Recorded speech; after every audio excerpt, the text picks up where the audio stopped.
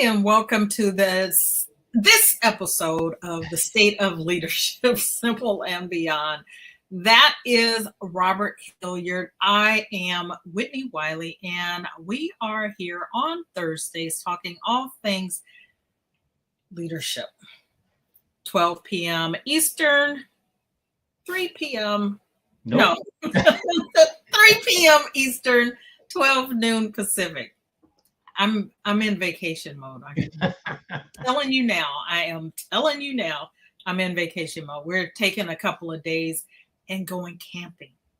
I don't know if that's a vacation or not, but we're going camping, and I'm already there. So we are here talking about leadership, and this week we have book club. So we are talking Decisive, How to Make Better Choices in Life and Work. It is by Chip Heath and Dan Heath. And this is a book that's about the art and science of decision making. And the whole point is to help you overcome common biases, pitfalls, and uncertainty associated with the decision-making process. And so we're going to get into the steps of the framework that they have. We're going to talk about some of the challenges that get in the way of you making great decisions. And we're going to do that without telling you everything about the book, because we want you to buy the book, read it, and become better decision makers, right? Leaders are decision makers. That is one of the things that you are going to be doing, making decisions for yourself, for those you lead, for the organization that you are running or are a part of. And so having the tools, the knowledge, the skills, the ability to make effective decisions is an important one for leaders. So Robert, opening thoughts. This is one of those books where this was your pick. This was my pick. Mm-hmm. And this is one of those books where I started thinking about this, and I said, this is one of those books where I need to start giving it away as a gift to people. Right. This one and Culture Code. Those are, this one's right up there, I think, when it comes to how to make decisions, because it talks about a lot of the things that you and I have talked about over the years, how to make decisions and why people make bad decisions. I don't want to give anything away, so I'm going to just segue back to you right there. And so we're gonna talk about their framework. So I thought that what's always interesting is that, well, I don't know if it's always interesting, but it seems to be always, right? That you go through life, you learn lessons, you apply the lessons that you learn, and you don't necessarily put a framework around it, right? You don't necessarily stop and think, oh, here's the process that I go through to do X, Y, Z. And then you read something and someone says, here's a process to do X, Y, Z. And you go, oh, I do that, right? And if not everything, at least component parts of that. And I feel like this is one of those frameworks where it makes sense in, everyday usage. This is not limited to leaders. The subtitle is about making better decisions in your life and in your work. And certainly we can all make more effective decisions, be more efficient even in our decision making. And so the process that Chip and Dan have come up with, their 4-step process, their framework, is an important one. And it's one that I think most of us probably think we're doing, but if you take a step back and look at the reality of how you make decisions, if you were to take it and break it down, you would probably say, oh, I do that, and then examine it and go, oh, in reality, I don't do that. Yeah. Yeah, it's one of those. It was affirming in some ways, but also there's also a reality check in there too. Yeah. Because when you start talking about the four villains of decision making, we all fall victim to them at some point or another. And at one point, he didn't call it this. The authors they start talking about positive deviance. They don't call it that, but they look for somebody who solved the problem. And that's something that you and I have learned about in school. You look for someone who's solved the problem that you're encountering. They probably have the answer. You just need to Right. find out how they're doing it. And they talk about that's one of the things that you could do there. But and the interesting thing about that is back in the day, I had a friend that would do kind of the reverse of that, right? So this is what I think is really interesting. He would have a bad idea, right? He would have a bad idea, and he would ask all of his friends, and we didn't know at the time, but until we started comparing notes as friends do, he would ask, "Should I do this?" And he'd be like, "No, that's not a great idea." And then he would ask another person, "Should I do this?" No, that's not a great idea. He would keep going down the line until he found the person that agreed with his bad idea and then do the bad idea, right? So that's the opposite of positive deviance, right? So I guess it's the same thing, right? It's like, but you should, when you're stuck, you want to ask a bunch of people questions, and then you want to find the person that's actually solved it. And then you can start to reverse engineer what they did or deconstruct what they did so that you can solve your problem and make a better decision. So that was one of the techniques they talked about, which I thought was great. Awesome. So we're going to start with the framework, which has that acronym of WRAP, WRAP. And then we're going to get into the four common villains of decision making. And talk about how they hinder you from making effective choices. And then it ties back to the framework, which is how you will actually make those better decisions. So, and I thought about doing this in the other direction, but they lay it out the way they lay it out. So I'm going to follow the direction that they went. And so the 4-step process WRAP. And WRAP is widen your options, reality test your assumptions, attain distance before deciding, and then prepare to be wrong. So that's WRAP. And then there's an additional step that is identify the decision-making pitfalls, right? Which sort of tie into the four villains, right? You need to be able to identify what may get in your way. And we all probably to some extent have all four, but you may have one that you have more of a propensity for, right? And I would say if I were to say which one I had, mine would probably be overconfidence. I'm just gonna throw that out there. What you mean with the four villains? With the four villains, yeah. Okay. Yeah. Just sort of throwing that out there. Because I'm not perfect, right? I'm not perfect. But so the 4-step WRAP process. So widen your options is about expanding the range of possibilities before jumping into a decision. And what's really interesting about this is often we are presented with a choice, right? A decision that we need to make. And we look at an option or two, maybe three, right? And we tend to think things are either or, black or white, one or the other, all or nothing. When in reality, there's generally a range of options, and the actions that we can take fall on a continuum. But we don't necessarily stop to look at the options that are available to us. Some of it is about time, or at least perceived time, right? We don't have time to actually look into all of those things. And that's been the I would say the obstacle that I feel like particularly when I was in corporate life, that the decision makers always felt like they needed to make a decision right now.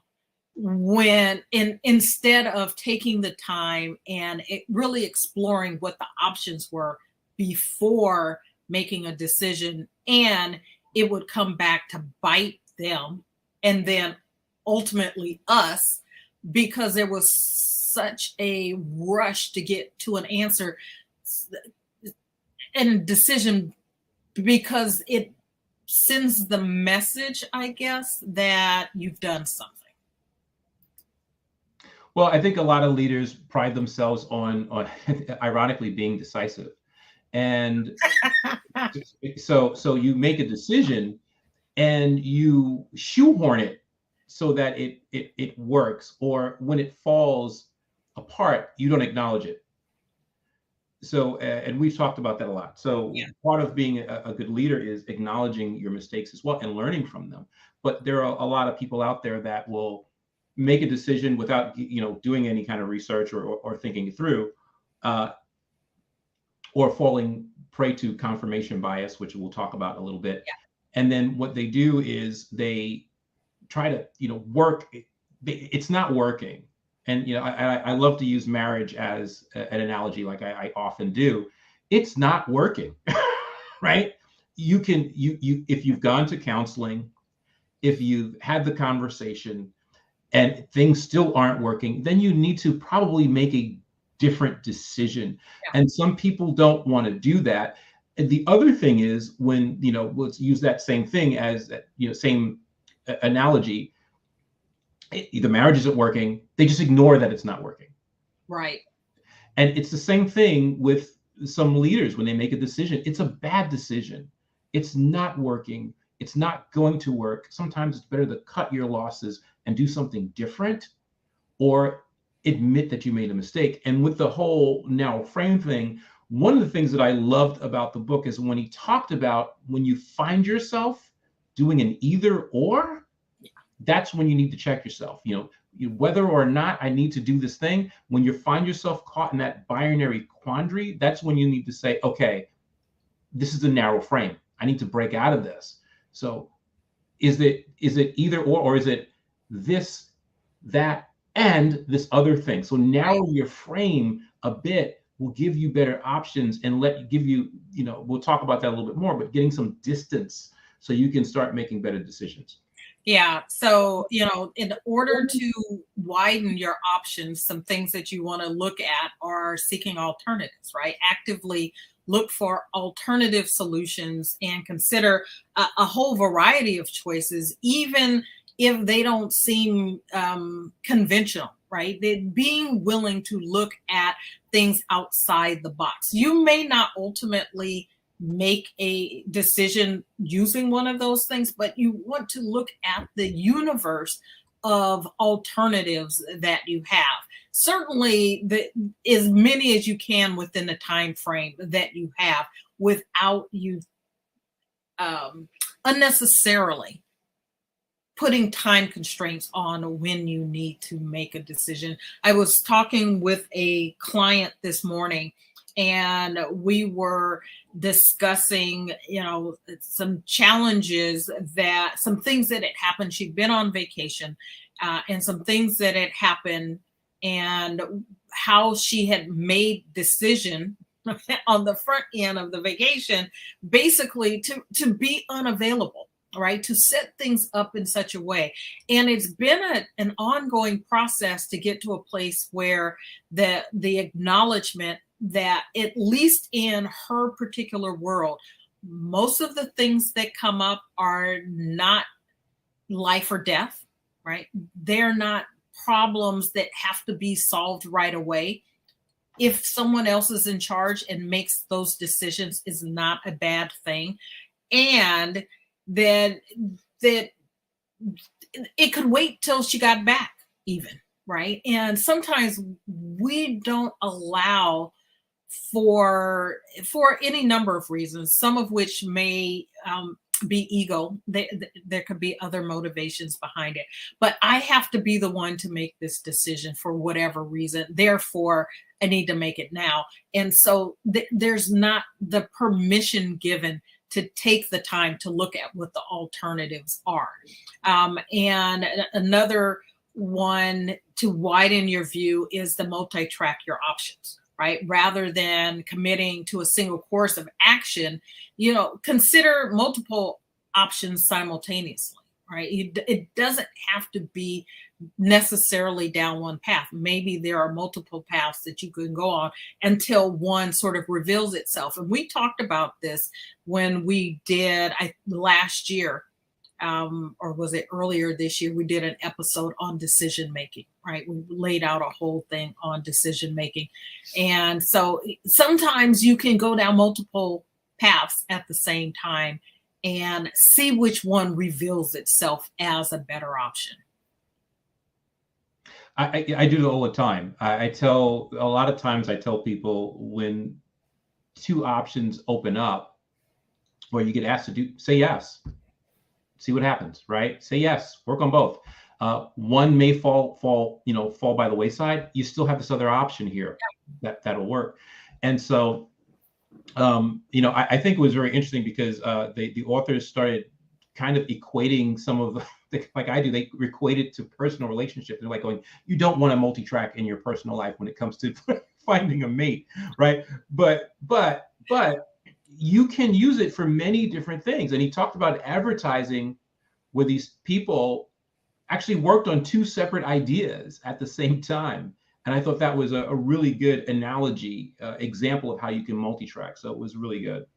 And I'm going to say, even in relationships, in the beginning, maybe that's not the worst thing. That's what dating is, right? That's what dating is. Sure. Once you've sort of figured out your path, then yes, you're not multi-tracking. Right. But that's the whole point of dating, is for you to figure out which if we did more of that, maybe there would be fewer divorces. I'm just saying. Right.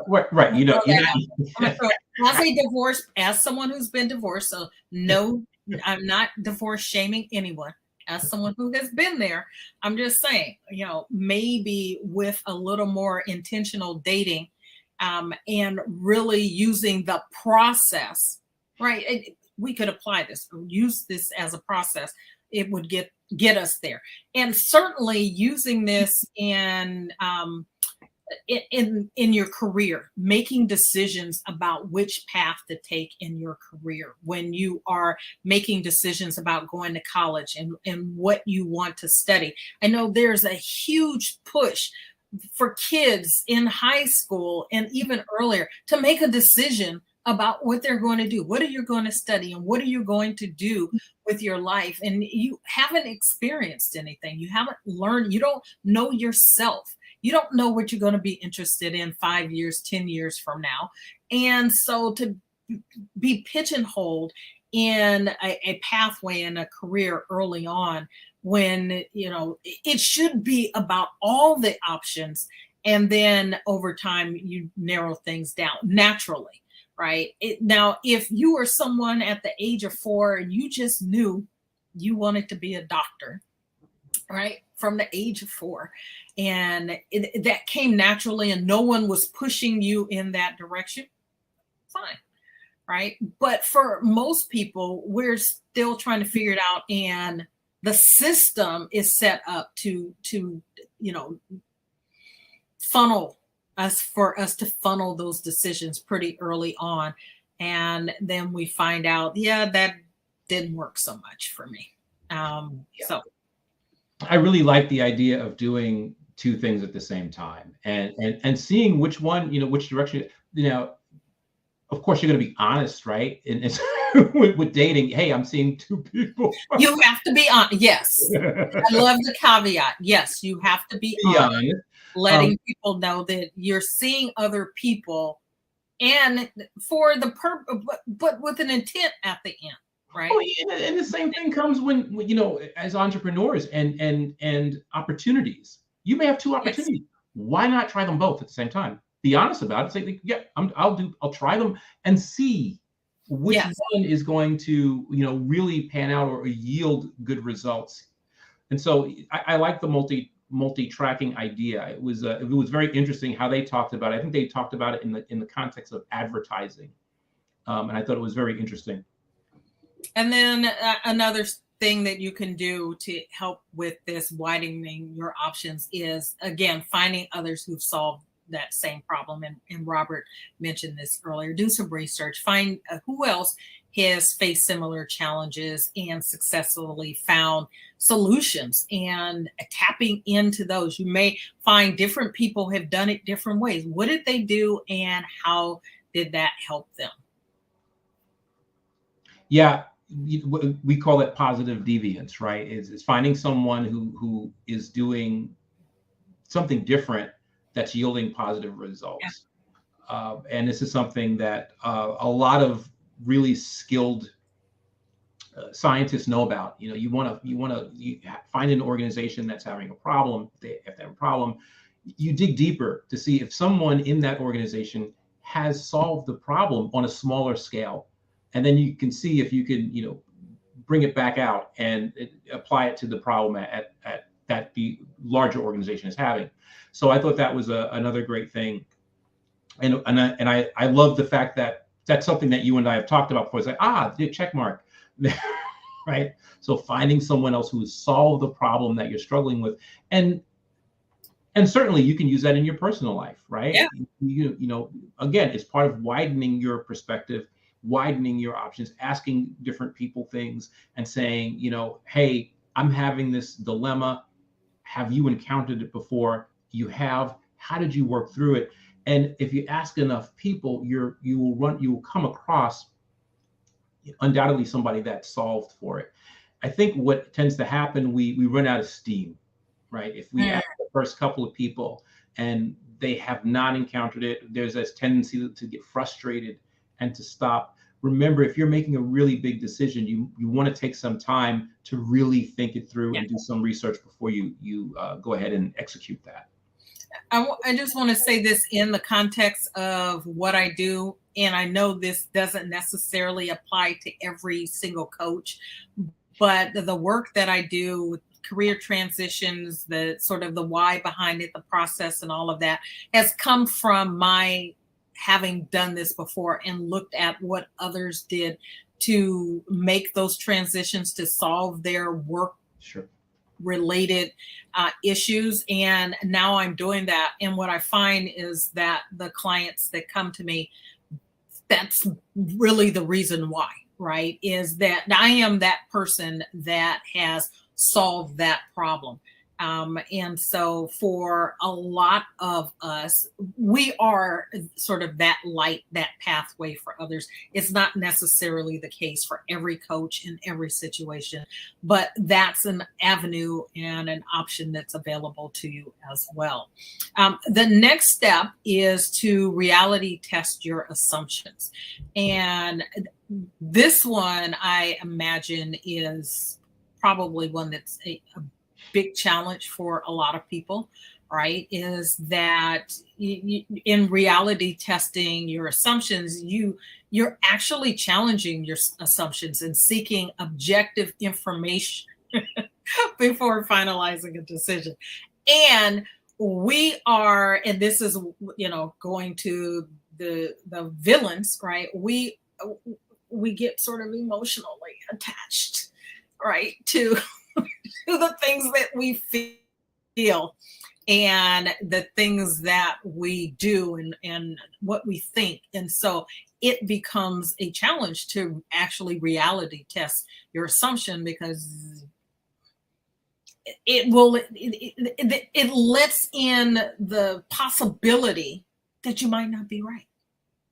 Well, yeah, and also, and it's really hard to talk about this without talking about the villains, right? Let's go ahead and bring that one in. Well, what I'm talking about is confirmation bias, right? Yeah. We tend to, when we want to see something, we'll ignore anything else that disconfirms it. Yeah. We only look for the things that confirm it. And so it can be really hard to be grounded in reality when you think you're seeing reality, and you're really not. You're biased by it. So it can be really helpful to get somebody that has a fresh perspective to look at what you're trying to solve for. Absolutely. And so a couple of the things that you can do is to gather diverse perspectives, right? Asking other people, get input from different people with varying viewpoints, which as I look around, I see becoming less and less a thing, that there's such a coalescing to be informed by people who think the way that we do, who support our biases unintentionally, unconsciously maybe, but certainly we get our news from sources that confirm what we're already thinking, and what we believe. And in the end, in making decisions, it's not particularly helpful. So you've got a reality test. You got to challenge those assumptions. You can do it by considering what's the opposite viewpoint of this, right? Even if you don't take the time to ask other people, lots of other people, just explore what's the opposite of this, and the possibility of the decision going wrong if I go in this other direction. Right. I think it's really important. Again, we're talking about making some pretty big decisions. I think it's a good practice to get into this, even if you're making smaller decisions, because it's going to build up that habit of, expanding your options and recognizing the four villains, so that you can start to make better decisions at all levels, in all aspects of your life. I think that's really important to try to do.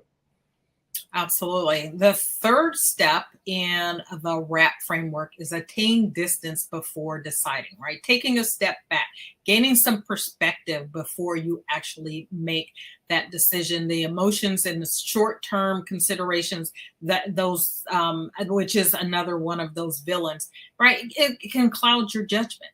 And so what you don't want is to make impulsive or reactive choices. You want to be responsive. You want to be thoughtful. You want to be well-informed. Yes, you want to be timely, and ultimately, yes, decisive, but it doesn't have to be rash or impulsive. And so a way to do that, to attain some distance, is to take a break.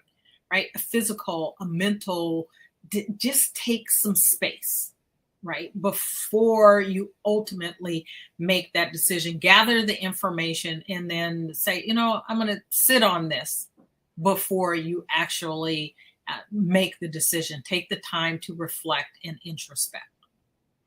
I think that may be one of the hardest things to do, because when we feel that we need to be decisive, a lot of times the ingredient that we like to add to it is speed. And speed does not necessarily make for the best decisions. There's a time and place for it. That my dog is apparently going nuts, so I apologize. There's a time and place for speedy decisions, but when you have a really important decision to make, you do want to get some distance before making that decision, and it will give you some clarity, and it gives you the opportunity to weigh out your options before you execute that. I'm going to talk about one other thing that you can do. There are others in the book, but one other that I find to be particularly helpful in making decisions and sort of this process of getting some distance is checking with my core priorities, right? Core values, and making sure that I take the time to see if the choice is aligned ultimately with my long-term goals, not just in the short run, but long-term goals, long-term values, and that this is something that truly matters to me. And so just, taking a step back and working through the process. So not just the process of what are my options, I'll pick one, but I'm thinking of this, and then now let me see how this sort of plays out over the long run. Got it. Got it. The fourth step in a wrap is to prepare to be wrong. So, do you do that? Yeah, I'm always.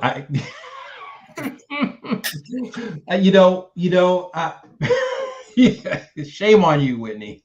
Shame on you. I try to consider whether or not the answer that I'm a quick thinker, right? And a lot of times I may think I have the answer. So what I'm trying to do is reality check my answer before I say something. So because I'm like, you know what, I may not have the proper answer to this. So I'm prepared to be wrong a lot because I am wrong a lot. That's too funny. I'm prepared to be wrong. I do prepare to be wrong. I think through the contingencies, plan for obstacles, if and I ask the question, what's the worst that can happen? Right. And then what's the best that can happen? And sort of think through what are the things that are going to come up? What can I pull from the past where I had lessons that I could apply to this, right? So planning for contingencies, learning from failure, these are all things that you can bring into the process that will help you be prepared to be wrong. And what I think is really important is to take a moment. If the decision that you're making is not fatal, right? Physically fatal, emotionally fatal for a relationship, it's not going to be the absolute end of your business or your career. And probably 99% of the decisions that you're making are not going to be fatal, right? If it's not going to be fatal, then be okay with that. Whatever decision you make, it could be wrong and it's going to be okay. In the end, it's going to be okay. And you can choose again. Learn from whichever decision you made and the outcomes that come with that. Learn from that and then use that as feedback to make the new choice, right? And but you've got to be willing to learn from that failure. And we talk often about being learning organizations and allowing for mistakes to be made and to learn from them. And here's one of those situations where that's helpful. Yeah, I am a big proponent of having contingency plans. One of the things I do when I work with clients and they come up with strategies, I go, okay, this strategy, how do you feel about it? And it feels really good. I feel really good about the strategy. And I go, okay, what will you do? Or what could you do if it fails? And we build in that, I like to do that, build in that contingency plan. So you have a strategy that's really good, a decision that's really good. You feel good about it, but you're prepared if it falls apart. And I think that's what a lot of people could get better at, myself included. I try to practice what I preach, and that's why I started using it a lot with my clients, because I started doing this. It's like, you want to, okay, I feel good about this. This is a good decision, but what if it doesn't work out? How would I rebound? What would I do? What could I do next? And then, of course, learning from that, like you say, so that you can go to just rebound from that and be prepared to make better decisions in the long run. Absolutely. And so if you think about, so that's the framework, right? The basic framework, the WRAP framework. And you think about what are the things that can get in the way of effective decision making. And we've talked about a couple of these: the confirmation bias, the short-term emotion. I mentioned that probably I suffer from an overconfidence more than any of the others.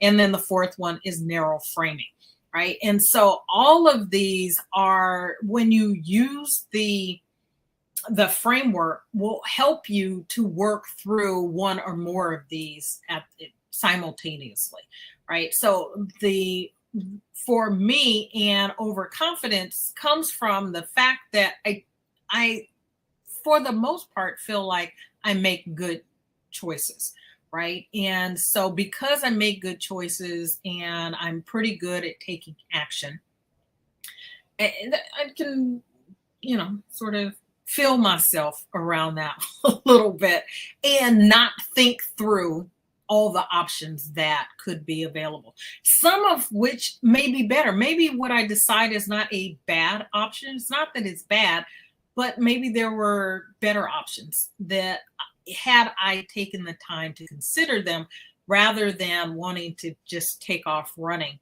and being really confident in what I've decided could help me to make even better decisions or to make decisions that have even better outcomes. So, to stop to think about how, and this is where your self awareness comes into play, right? And we are talking this month about self awareness. How do you make decisions? Are you making effective decisions? And where is there room for you to improve your decision making process?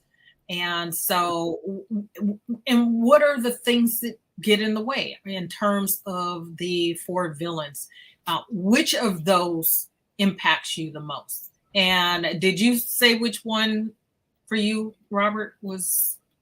I did not. Are you going to? Are you keeping it a secret? I think of the four villains, I think I am, and I hate to say this, but I'm going to be honest, narrow framing. Okay. That catches me. It's like, oh, I should do this. And because you've helped me work through some narrow framing, right? It's like, I could either do this or this. And you're like, well, what about the, okay, the other thing. Right. So I can get caught up in that. And the interesting thing about that, and which I love, they did a really good job in the book, is that once someone hits you with just one thing, it shakes you out of the narrow framing. But when you're caught in that binary quandary, it's hard to get out of it because you can only see those two options popping up over and over again. But once someone cast some light on the situation, you can say, oh, wow, there's this third option. Oh, and there's this fourth option, which is something that I do in coaching. I go, they'll say, I can do this. What else can you do? This. Keep going, right? Keep going. Right. And then because you can generate more ideas if you stretch yourself a little more. We're not used to doing that. I know I am not. I'm getting better at it. But stretching yourself out of it's either this or that. Yeah. No, and let me just, we mentioned what they are. Let me just provide a little context. So narrow framing occurs when we limit our decision making, as Robert just said, right, to a single option or sort of these binary options. It is this or this. And often it's not this or this. It's this and this and this and this and a whole bunch of other things that you may not want to take the time to explore. So instead of exploring a variety of possibilities, we get stuck sort of in that binary mindset, seeing decisions as either or propositions. And I do the same thing with my clients is, right, get them to see the possibilities, get them to see all the potentialities, right? That it's not just limited to this one thing or this thing.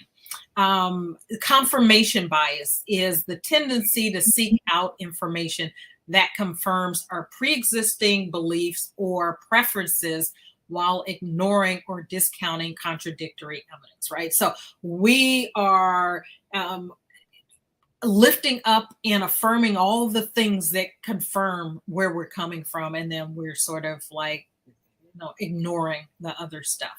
And it's not helpful, right? It's not helpful. And I'm sure that does something for also creating that narrow framing, right? Is where we're only going to look at these couple of options. Because if I start exploring the fact that there are a whole lot more, rather than sort of the one that I have a preference for, and then I'll offer up something else that is not that.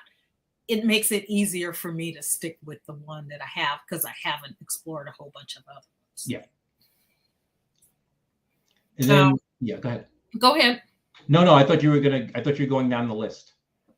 Yep. Short-term emotion, right? Yeah. Short-term emotion refers to the influence of immediate feelings on decision making. So strong emotions can sway our choices and cause us to prioritize the short-term gratification over long-term benefits. This is one of those areas where, I know all too well when it comes to health, like taking care of your health, right? You think about, I'm a cookie girl. I own that. I'm with you, and I'm a cookie addict.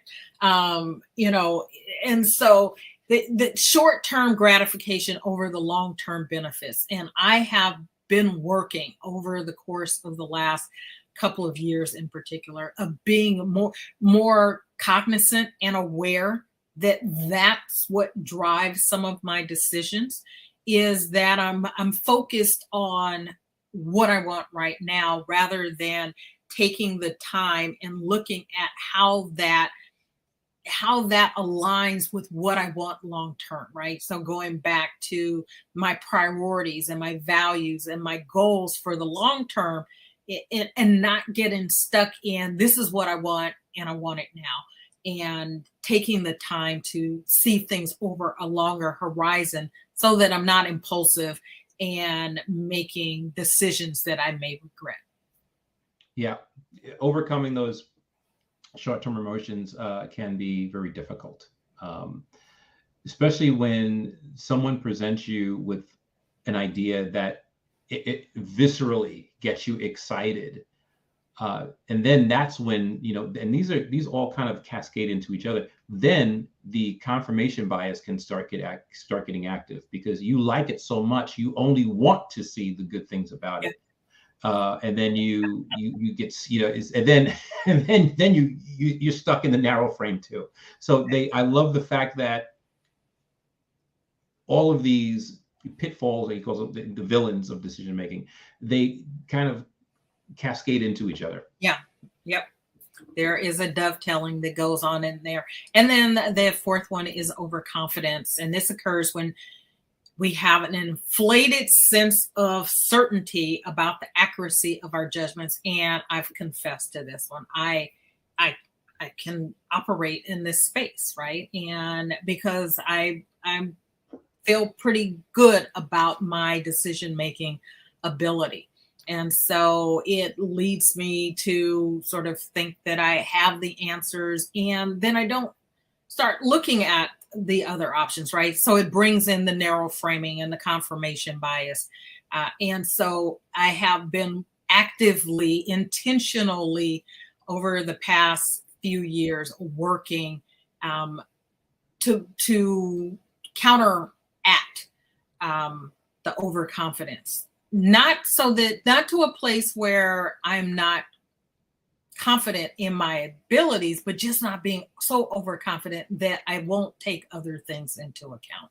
Yeah, that can be very dangerous. I mean, trying to strike that balance is very helpful, to be confident, because confidence is a great thing. Yeah. But you don't want to be overconfident, right? Yeah. You want to strike that balance. You would be confident, but you want to be able to see things as they really are. And that's sometimes the difficulty that some people have. We've talked about this before. People make those decisions and they're so sure that it's going to work. And this is where ignoring the failure comes in. So when it fails, they don't want to go back there and admit it at all. They just kind of, it never happened. And that's not helpful if you want to grow as a leader, or just as an individual, as a person. It's really helpful to be able to look at things and go, you know what? I made a decision. It wasn't a great decision. I learned these things from that. Yeah. And so if this comes back around and I have to make a decision, like this or this very same decision, I can go in a different direction, or at least I have some context. Absolutely. Absolutely. And so understanding the four villains and having some self-awareness around whether one or more, right? One, two, three, or all four of them are sort of part of how you navigate decision making is really important, right? Having this self-awareness. And that's why we're talking about self-awareness this month, is your willingness to pay attention to what you do, how you do it, why you do it, and seeing it in the objective evidence of it, and then being willing to make some adjustments is going to serve you well ultimately in your leadership journey. Absolutely. Absolutely. Um, I couldn't have said it better. I think that, like I said in the very beginning of the show, that this is one of those books that I'm going to consider suggesting to some leaders I know out there that struggle with making decisions or would like to make better decisions. Yeah. This is, it was a thoroughly enjoyable read. And I would like to encourage our viewers to get the book and read it. Absolutely. I likewise encourage you to do that. I listened to it on Audible, and it listened well as well, right? And not every book, you could read it, you could listen to it. Not every book is a good listen, and this actually was a good listen. So if you have a propensity for audio books, I would recommend that, as well as getting the book and actually reading it. So yeah. We have another decision for you to make. And that's whether or not to get in touch with Robert. And Robert's going to tell you how you go. I thought you were talking to me. I'm like, I have to make a decision? He's going to tell you how you could go about getting in touch with him. Absolutely. So, you can reach out to me by emailing me at inspireme@roberthilliardcoaching.com. Or you can go right to my website, and I have a form there you can fill out. You can tell me what kind of issues you're having and set up a discovery call with me. And I say this all the time. I love it when people come with those really hard things that they're struggling with. I like to help people break out of that. So if you're struggling with that, come to me working with your team. If you want to have your team be more effective, more efficient, get along better. I love working with people on that too. Awesome. And if I can help you, gotta find the actual link for this. If I can help you make some decisions about your career, about making a transition or managing your career in a way that will align more with your values and your life's priorities, check me out at shiftingintoaction.now.site, shiftingintoaction.now.site. There are a couple of ebooks there that are gifts for you. One is about vision of wellness, and there's one called Love Your Work that will walk you through a process that will help you get some clarity about your career and a direction to move into. So I can help you with that. That's a decision that you need to make. Get decisive about it and take some action. Actually, that's an easy one. So you don't even need to go through the whole WRAP framework for that. Just go to the website or go to Robert's website. And with that, we want to thank you for joining us this week. We are going to be taking, so if you're watching this live, we're going to be taking the month of August off. And so you will find encore presentations in the month of August. We will be back in September. We are, following our own advice, right? Which is to take care of ourselves. And so we're going to do that in the month of August. If you are watching this on repeat, replay, that's fine. Don't look for us. live next week. That's all I'm saying. Don't look for us live in the month of August. So with that, again, thank you for joining us. Normally here Thursdays, 3 p.m. Eastern, 12 noon Pacific. And we will see you back live in September, but feel free to check out the encore episodes throughout the month of August. And until next time, take care. See you soon.